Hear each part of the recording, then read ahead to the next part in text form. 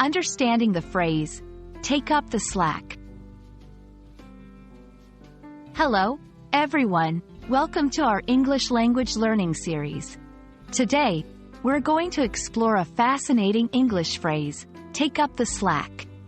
This idiom is commonly used in both everyday conversation and professional settings.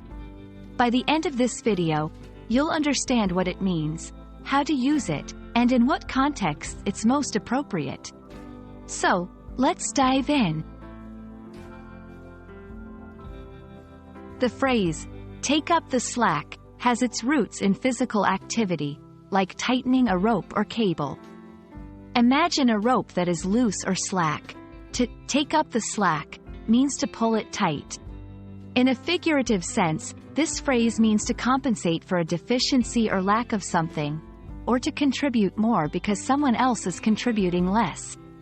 It's often used in work environments when someone needs to cover for another person's responsibilities or to balance out a lack of effort or resources. Let's look at how take up the slack is used in everyday language.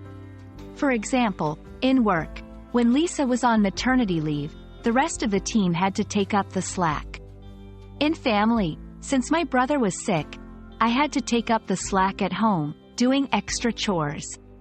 In sports, when the star player was injured, other team members had to take up the slack to win the game.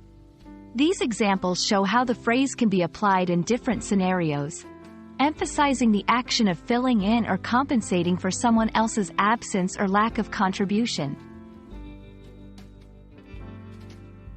It's important to use take up the slack appropriately. This phrase is best used in contexts where there is a need to compensate for something that's missing or to increase effort to maintain balance or efficiency. It's a phrase that implies teamwork and responsibility. However, be cautious not to use it in a way that might imply blame or laziness on the part of the person being compensated for. And that's all on the phrase, take up the slack. Now you know what it means, how to use it in different contexts, and the nuances of its application. We hope this video helps you in understanding and using this phrase accurately in your English conversations.